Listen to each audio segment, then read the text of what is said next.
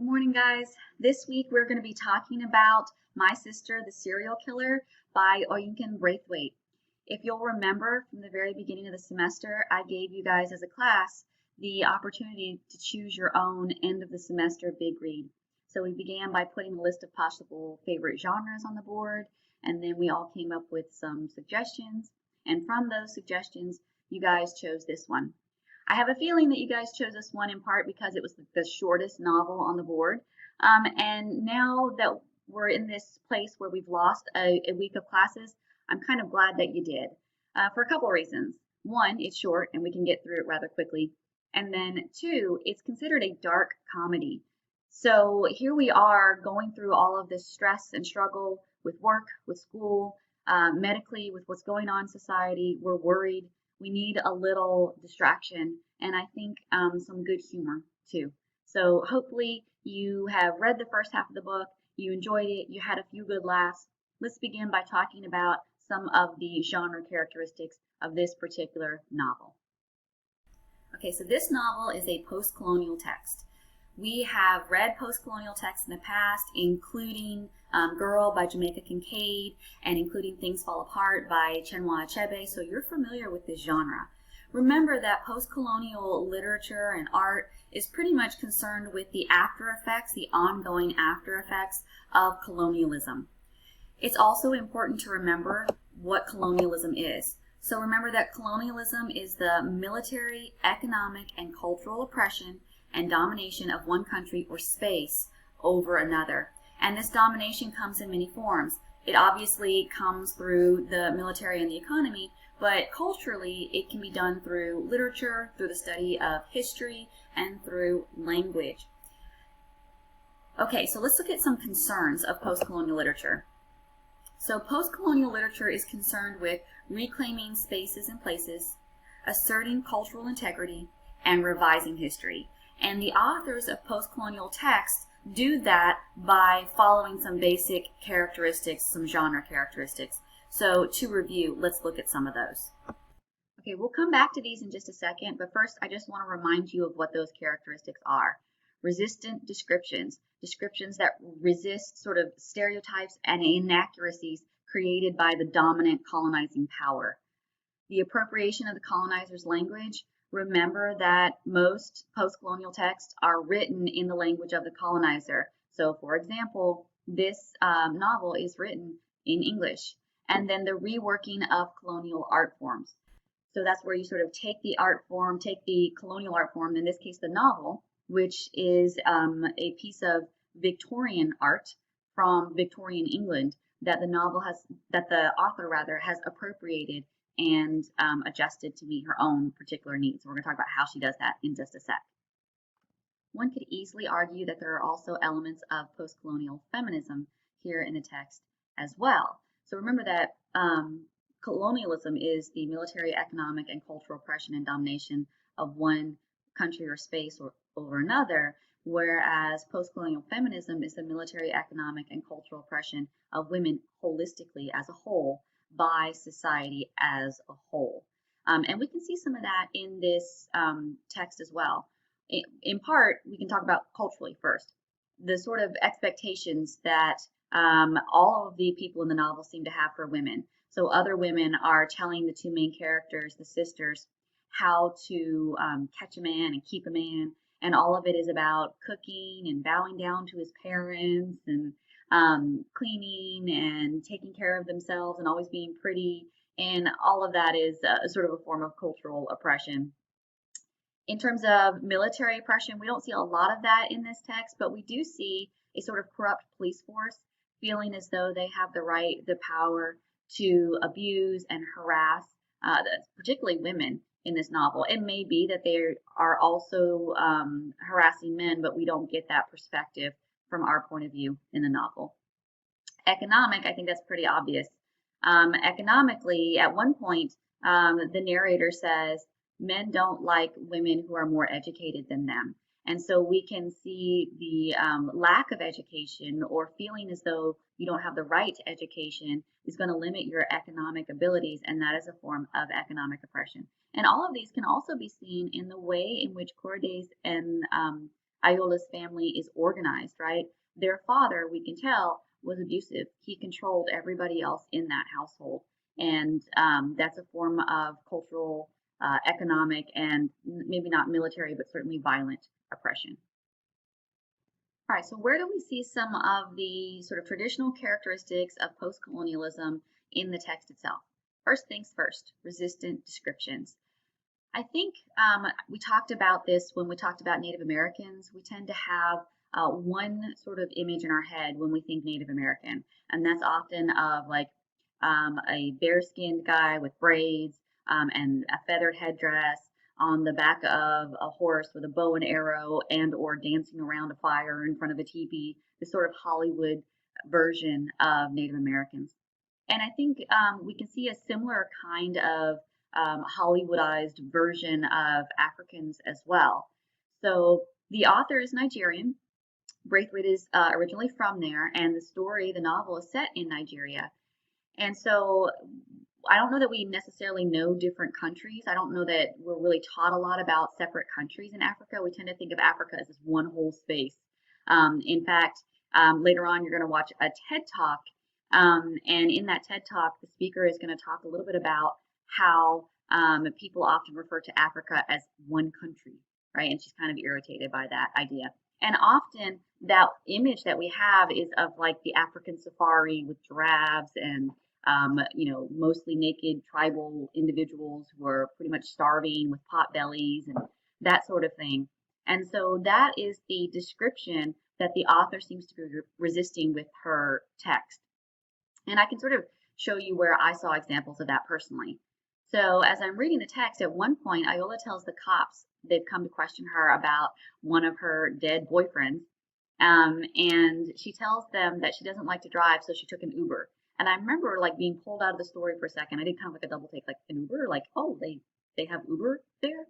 And so in that sense, they are much more, I guess, much more like us than we tend to generally imagine.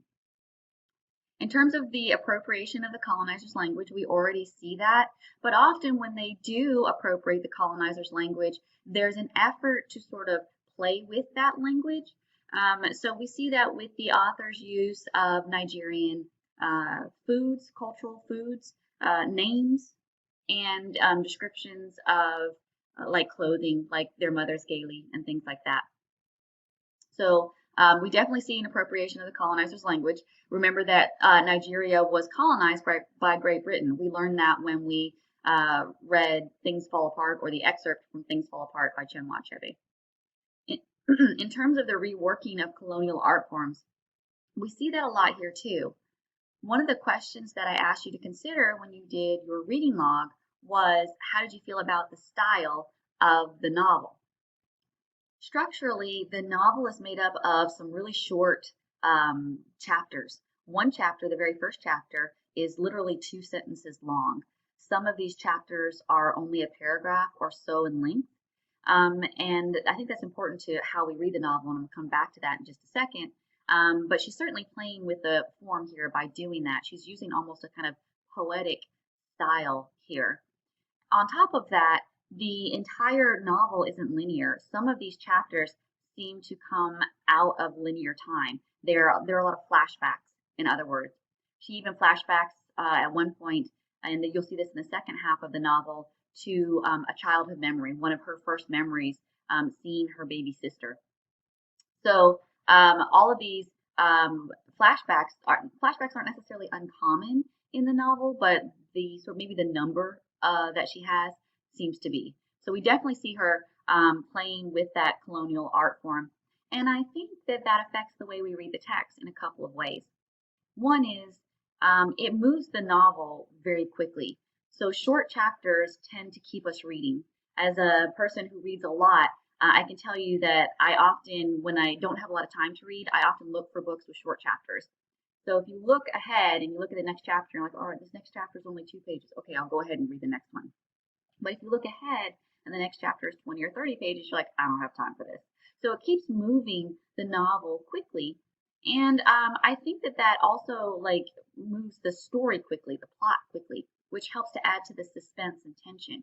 Here we are halfway through the novel. Is Iola going to kill another boyfriend? We know that she now has designs on the doctor that works at Corday's hospital. So Corday's the nurse, and she is in love with this doctor and has been for quite some time. And now Iola is basically starting this relationship with him, and Corday is worried that her sister is going to kill the man that she has been holding this flame for all this time. And so by moving the novel so quickly with these little short chapters, it helps to build the suspense and tension in the reader.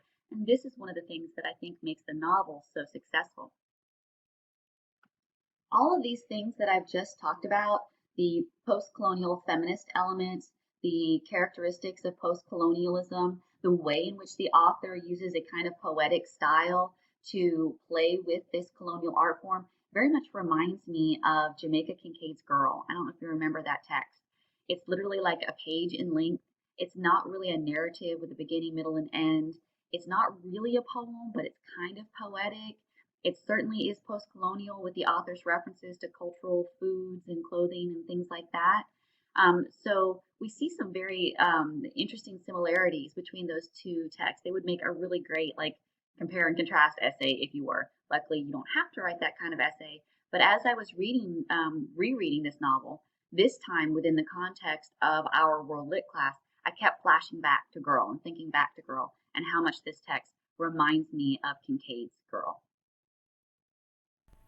So the last thing I want to talk about before you take your quiz is symbolism. So in Reading Log 21, which you should have already completed, I asked you to consider the symbol of the father's knife. Remember, a symbol is a thing that represents an idea or an ideal, the way a flag might represent the ideal of patriotism or the idea of the nation. And I think that the father's knife is a really important symbol in this novel. I think it could symbolize a couple of different things. One is it obviously symbolizes violence. A knife pretty much always does. Two, it symbolizes his lack of love for his family. He is prouder of this knife than he is of his wife or his children. When guests come over, he always takes out the knife and he tells them some, big story about how he got it. At one point, he catches Iola playing with his knife and he beats her for it. So in many ways, it shows the lack of love that he has for them. It also is a symbol of his power, his control. If it's a symbol of violence, and in many ways it's also a phallic symbol, if you're not familiar with phallic imagery or what a phallic symbol is, pretty much any sort of knife or sword or spear or anything like that is considered phallic imagery. You might want to look up what that means. It's sort of an extension of his masculine power as father and husband and head of household in the family. When he dies, Iola takes the knife and she uses it to kill not one, not two, but at this point, the very beginning of the novel, 3 men. And is she killing them because they are actually hurting her? And this is almost a way of her, being able to stand up for herself the way she wished she could have stood up to her father when he was alive? Or is it a reaction to the abuse that she received as a child? Is she reacting to their lack of true love for her? At one point, she tells Corday that the doctor is really no different than all other men. All they want is a pretty face. And is that what she's reacting to? What these men seem to have wanted from her? All they wanted was a pretty face. They didn't really love her. They just wanted something to like hang off of their arm and to brag about. And she's sort of reminded of the way in which her father didn't love her. And she's reacting to that by killing them. Who knows? But I feel like it's connected. And I think it also maybe even helps us understand Corday's actions. I don't want to go too much into that, one, because I only have about 30 seconds left on the video here, but two, I don't want to influence your answers if you haven't done your reading log yet. But I think it would be interesting for you guys to look at what the rest of you thought. What do you think about why Iola kills these men and why Corday actually takes the time and energy to help her cover it up? So that's it for this week's video. You're going to do the quiz, the part 1 quiz, and then you'll move on to week 15 and the second half of the novel. I hope you guys enjoy the conclusion to My Sister the Serial Killer.